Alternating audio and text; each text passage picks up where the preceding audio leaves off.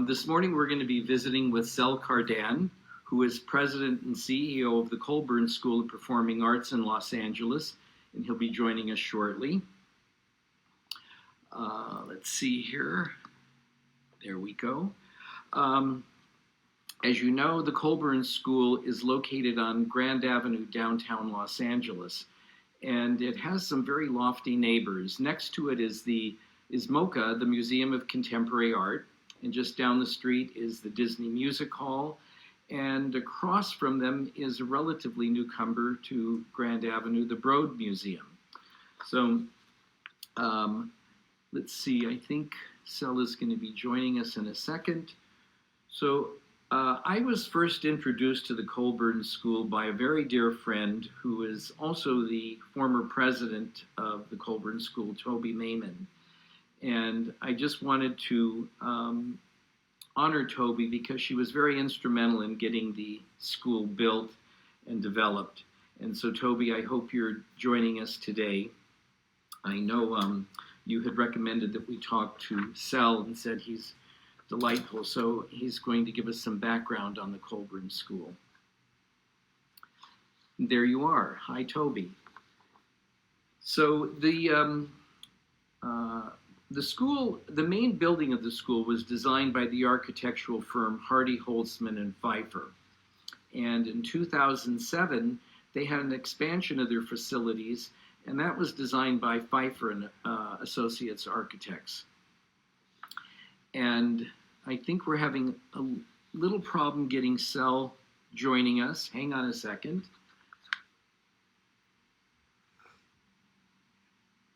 Okay, well, anyway, the internet takes a little bit of work sometimes, but he'll join us. And, you know, I was talking this week when the announcement came out that we'd be visiting with Sal at the Colburn School. Several colleagues and acquaintances said, you know, we know of the school, but we don't know much about it.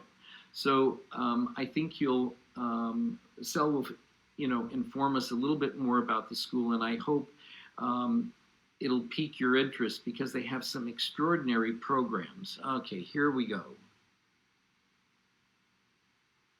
All right, I think we're going to connect now. There we are. Hi, Sel. Good morning, Mark. How are you? Wonderful. Thank you for joining us. Well, thank you. It's a great pleasure. Okay.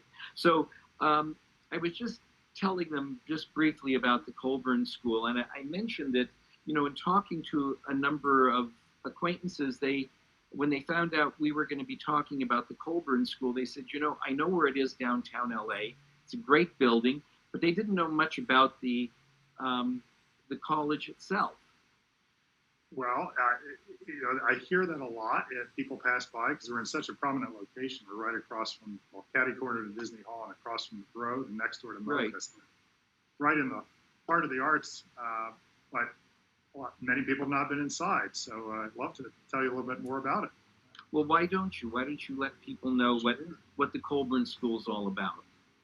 So the school dates back in one form or another to about 1950. It started prior to being called the Colburn School. There was an iteration of it that was part of USC. And it was developed as a non-degree granting program to serve children, families in the neighborhood near USC, children of staff and faculty at USC, to teach performing arts, music and dance in particular. And the program was quite successful, but in the 1980s, early 80s, USC decided it wasn't quite core to the mission of the university, understandably, and longtime supporter Richard Colburn, who had been involved and supported the school, helped the school become a nonprofit organization on its own, and then it existed in various forms in and around USC and rented buildings. But we moved up to our building facing Grand Avenue in 1998, and the school was renamed in honor of Richard Colburn in the late 80s. What happened once we moved up here on Grand Avenue is that Richard Colburn and some of our faculty started dreaming of another unit of the school, in addition, a degree granting program, a conservatory, one that would rival the great college conservatories of the world, like the Juilliard School and Curtis Institute. And that part of the institution opened in 2003. We welcomed our first class. So we have in total about 2,000 students, a very large population that come from all over Los Angeles after school and on weekends, starting as young as 7 months of age for an early childhood program. And then we have a very small college here on our campus, and the students live in our dormitories. And those students come from around the world. It's a very international population. So there's a great deal of activity happening behind the wall that faces Grand Avenue, and a tremendous number of performances every day of the week.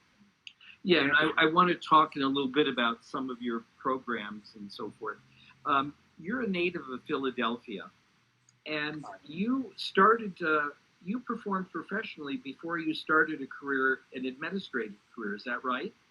That's right. You know, like a lot of my colleagues in arts administration, we have backgrounds as performers, and then I found over time that my talents really were more aligned with administration, helping others sort of fulfill their dreams of being performers and helping young people experience the great joy of studying a musical instrument or pursuing dance. So it was not intentional. I found my way into it sort of slowly and a little bit by accident, but that's what I've principally been doing for the last 25 years. Well, it's wonderful to have you at the Colburn School. So were you interested in music at an early age? You know, it was the one thing that my family did sort of outside the house. We were very much a family that stayed close to home, but music lessons were sort of a given. My brother played the piano, and he still plays to this day, not professionally. He's a classicist, but he practices diligently. And I saw him, he was older, playing the piano, and I would go to his lessons. And in that school in Philadelphia, in fact, the school is still there. It's called the Settlement School, and it's been there really since the late 1800s, the turn of the century. These settlement schools were created all up and down the East Coast. But I saw other children my age taking violin lessons and playing in Suzuki violin group classes, and that looked like a lot of fun. So I started at age 5, continued through my college years. Well, and how is it that you came to be associated with the Colburn School and moved to California? Prior to being in Los Angeles, I was president of a school in Chicago called the Music Institute of Chicago, which is a school that's, I think now it's celebrating its 85th anniversary this year. It's a very large community school, so it doesn't have the degree granting program, but it has similarities to our pre-collegiate program, and it has campuses throughout Chicagoland, particularly on the North Shore. So I was there, and then I'd heard about this position. I'd heard about the school for years, and at the time, I'd been following the school because here in Los Angeles, the Colburn School was building a campus expansion, which opened in 2007, a pretty significant expansion to its campus. Yes. And I came in 2009. So you mentioned that the enrollment is about 2,000, and your demographics are mostly Americans, or is it international? So at the pre-collegiate level, we draw largely from the greater Los Angeles, Angeles County, Ventura County, Orange County. At the collegiate level, and then we also have a few very specialized programs for high school students that have a more international, national aspect, and we can talk about that. But at the collegiate level, we're about 45, some years close to 50% international students. We just went through our we're preparing for our audition, our application season. Our applications closed December 1st, and we were looking at a map of the world where our students come from, and it's really every corner of the world, South America, all over Europe, certainly Asia, Australia, New Zealand, and North America as well.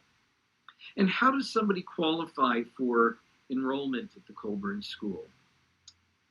At the pre-college, in what we still call our community school, it is an open enrollment. So when we moved to Los Angeles, our daughter was 3 at the time, and she started in our early childhood program. And then when she finished that at about age 5, she started taking cello lessons. So we have students, families that will call and say, my child's interested in piano, or I'd like my child to take dance, and they can start at any time, which is wonderful. And they sort of progress through the program. And in addition to their instrumental lesson. They can take ensembles, chamber music, orchestra, band, music theory, music history. So that's all a la carte.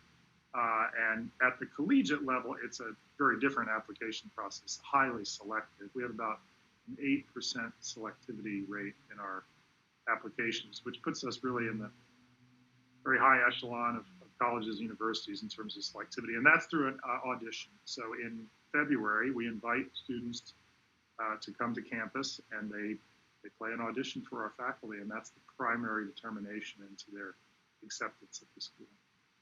It's like Dancing with the Stars.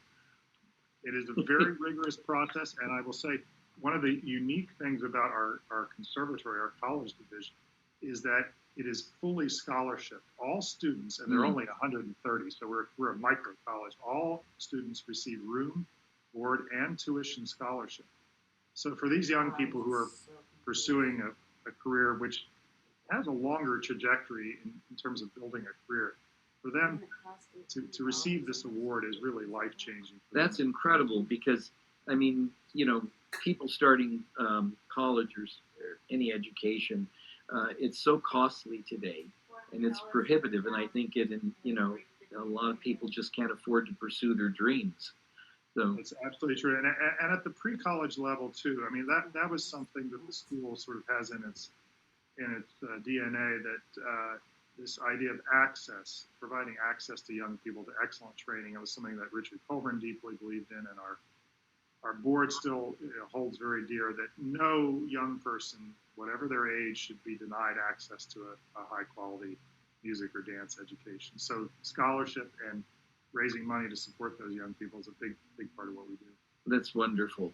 So let's talk about some of the programs that the Colburn offers, because you have several programs. You have a community outreach program, there are adult programs, and you mentioned early childhood classes. Can you tell us a little bit about these programs? Sure. Well, along with what I was just saying about the idea of access, we've over the years developed very significant community engagement programs where we partner with Title I schools here in Los Angeles Unified School District and identify young people who have an interest and commitment to pursuing music and dance, and then bring them to our campus, and they become part of our programs, but on a fully scholarship basis. And it's been a very exciting process to watch these young people sort of pursue their dreams. That we've been doing it for long enough now that I've been at the school long enough now. I'm seeing these young people go on to college and win prizes and awards. And so to follow the development of young people, I think is one of the most satisfying things that in my position, rewarding things. So there's that. And then we do have an adult program, both in music and dance. In fact, on weekends here, we have an adult jazz program, which some of our members of that program have been enrolled for many, many years. They're very, very committed to their studies. So we have an adult jazz band. We certainly have adult private lessons in every instrument you can imagine, and adult dance classes too. There are adult tap students. Tap dance is a part of the curriculum here, ballet and modern dance. So there's truly I'll say something for everyone who's interested in music and dance. And, you know, I think a lot of people aren't familiar with that the Colburn has public performances too. And I've attended several of them, and they're very exciting. And it's so great to see these young people who, you know, are incredibly talented. They're the future, you know, of music and dance.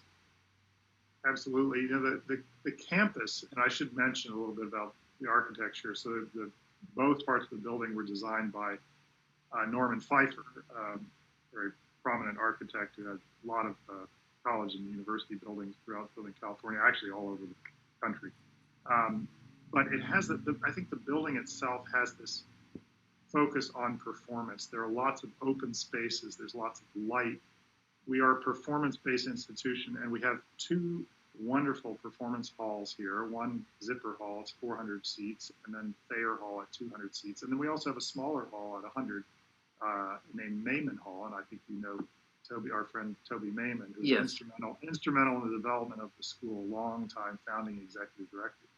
So there are these spaces where the young people can perform, and some evenings it might be a conservatory college level performance of our students just on the cusp of professional careers, and another evening it might be young dance students who are sort of beginning their journey. But they all get to use these beautiful facilities.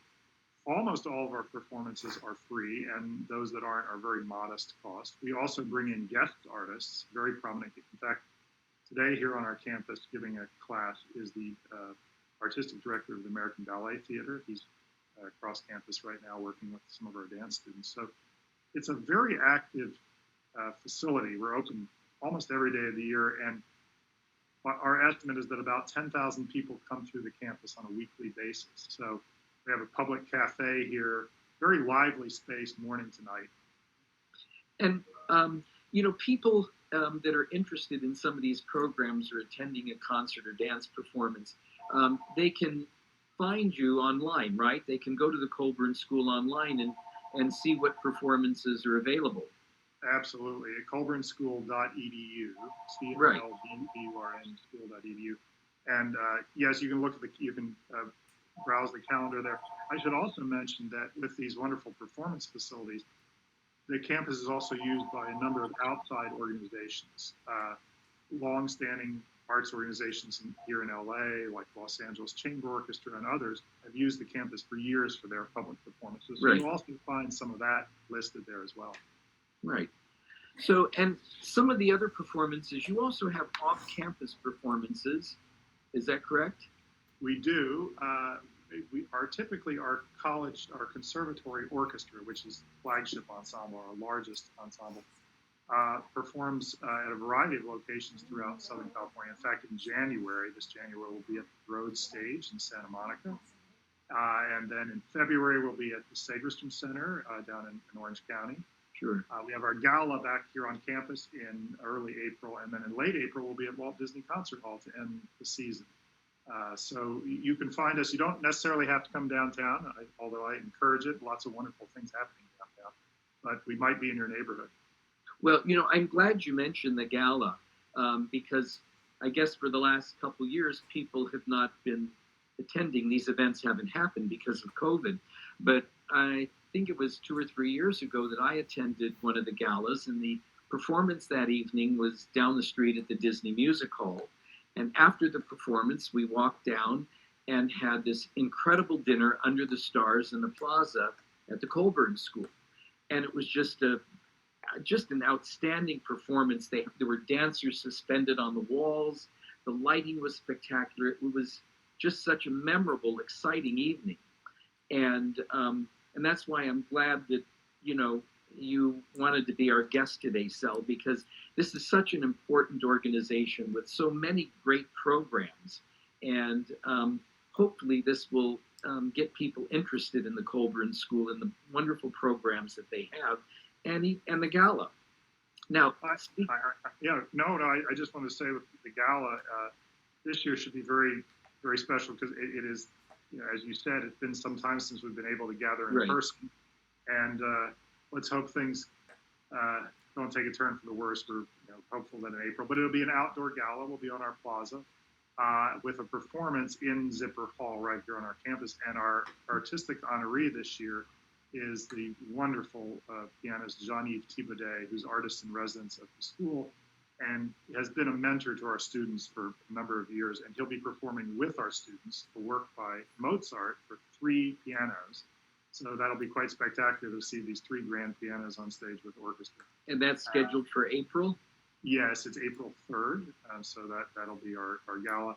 And Cartier is our another one of our partners for the gala. Have long-standing support by Cartier for the school. So we're very excited about this gala that's coming up. Well, let's hope that this will happen in April because it sounds exciting.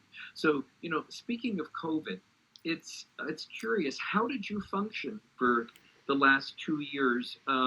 Because when this all started, you couldn't have classes. That's right. Well, we moved very quickly online within the space of about 3 or 4 days. Working with our incredible staff here, and our faculty, so we were able to.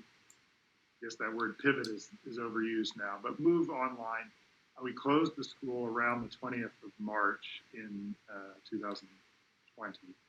And we stayed online until we came back this past late August. So it was more than a year in that virtual environment, which was challenging. But what was remarkable, and I'm sure you've seen this in the work that you do and the guests that you interview, is that everyone continued to make great progress. There were wonderful things being done. There was great creativity. And I think it's brought us all closer together as a community. Our board of directors, their remarkable support, our faculty is what really makes the school what it is. Everyone pulled together in a remarkable way. So I think we actually came out of it stronger as an institution. Yeah, and anybody that has a passion in pursuing a career, whether it's the arts or medicine, whatever it is, as soon as they can, I think things like this don't deter them. It's your passion, it's your future. Tell us about some of the past performances at the Colburn that are memorable to you. Well, we had a gala. Actually, it was our last gala where Valery Gergiev, one of the world's great conductors, someone who actually was a dear friend of Richard Colburn, was our honoree. And we had the concert at Disney Hall, and then we closed the street in front. It was the first and maybe only time we closed Grand Avenue. So we had the dinner in between the Colburn and the Broad Museum.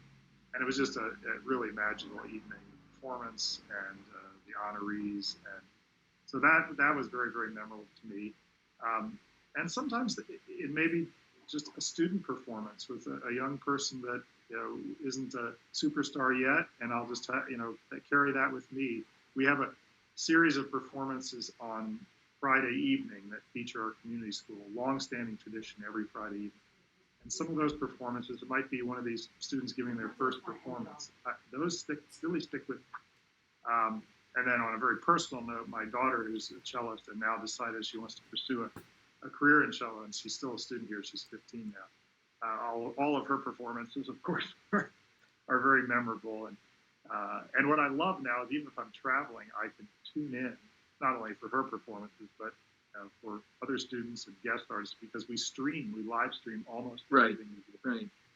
Well, all of this technology has been so helpful in the last 2 years, especially. I know that I have a class at UCLA that I lecture, and it's all been online. It's still online, and it's been very successful. So I think technology is a big part of the way all institutions operate today. Well, and especially since we do have a number of international students, for their families who may be in as far away as Vietnam, to be able to tune in and see their child performing live, that's, I think, a wonderful sort of outcome of this investment in technology and comfort level with performing Right. on. So tell us a little bit about some upcoming performances at the Colburn. I mentioned that we have the performance at the Broad stage in January. So that's through the Broad, and we've had a long-standing partnership with that wonderful theater in Santa Monica. And then we will be down in Orange County again. We have a series also at the school called the Colburn Chamber Music Society. Yes. So that's for the more intimate chamber music performances, and those all feature guest artists. So we have some wonderful guest artists coming in this spring, and I welcome people to look at the website to experience that. And I think the gala will be a big highlight, both from a performance aspect, but also just it is that moment everyone comes together in support of our students. So, and then just the weekly calendar is chock full. So Right. every week there are performances. I always say to people, stop by the campus. There's almost always something interesting happening. Yes. Yeah. And you're working with James Conlon on something, aren't you? We have a long-standing and wonderful relationship with James Conlon, who's the music director, conductor of the LA Opera. Yes. And I've known James even prior to my employment here. But James came to us one of his great passions is uh, bringing to light works of composers whose lives were destroyed. In many cases, these composers were murdered during the Nazi regime. So beginning roughly 1930 through the Second World War, there was a whole generation of composers that whose music was suppressed, banned by the Nazis, and they themselves, their lives were destroyed. And James has made it a personal passion to bring these works to light.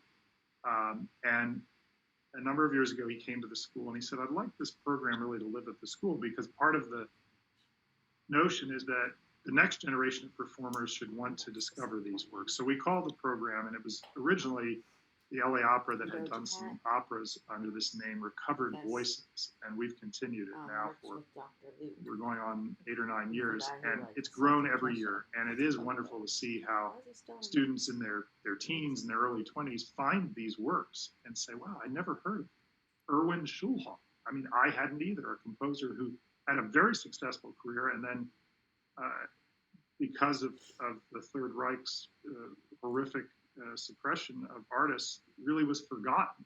Mm-hmm. And so now our students are embracing these works, bringing them to light, recording them, performing them. And right now we have a wonderful streaming series of 4 segments with James as sort of the narrator, the guide, but filled with student performances.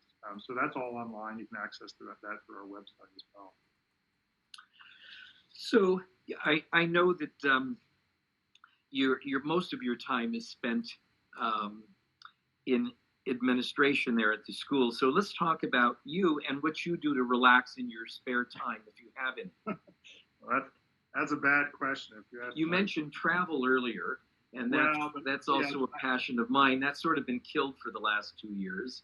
Yeah, so I'm looking forward to that. And some of the travel is related to work. Right. But, one of the great things about this, I feel so honored and privileged to work here, is because I love music so much and I love dance so much that it really is, every minute of my day is filled with some aspect of the school, and that is what in some cases what I do to relax too. I come to a performance here, or many years ago I had a mentor who had run a school, and he said, even on the toughest day, just remember you're working with young people and music and dance. How bad could it ever be? Right. He said, walk out of your office, go down the hall, listen to the music, look in the dance studios, and you will find your spirit restored. And I have found that. But I do love to travel. I love to, particularly this summer, I like to see, there are so many wonderful music and dance festivals around the world. And that's really where musicians and dancers sort of recharge after a year in New York or in Los Angeles, in Berlin or Paris.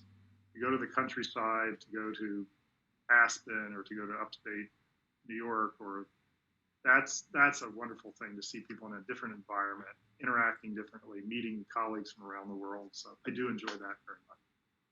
Well, that's great. Well, I want to thank you for joining us, and hopefully this has made people more aware of the Colburn School and their programs, and they're going to investigate this. So again, Sal, can you tell us the website for Colburn? Sure, colburnschool.edu, COLBURN school.edu. And Mark, I know you've been here before, but I'd love to give you a detailed, intimate tour of the campus and welcome everyone else down to see the school. Well, I'm going to take you up on that. Good, please. After first of the year, I'd love to. I haven't been there in some time, and I'd love to see it again. Well, from your eyes. You'll be amazed, because right next to the school now has arisen during the pandemic this wonderful new Frank Gehry project, and it's going to be great with a hotel and shops and apartments and condos and retail. So it's going to energize downtown. Yeah, it's a very exciting part of downtown Los Angeles. This has become the center for the arts. It's really thrilling. Well, thank you so much, Mark. Really. Anyway, thank you for joining us, Sal. Anytime. And enjoy the holidays, and you best too. Wishes for the New Year's for you. Absolutely, you too. All right, bye-bye. Bye-bye.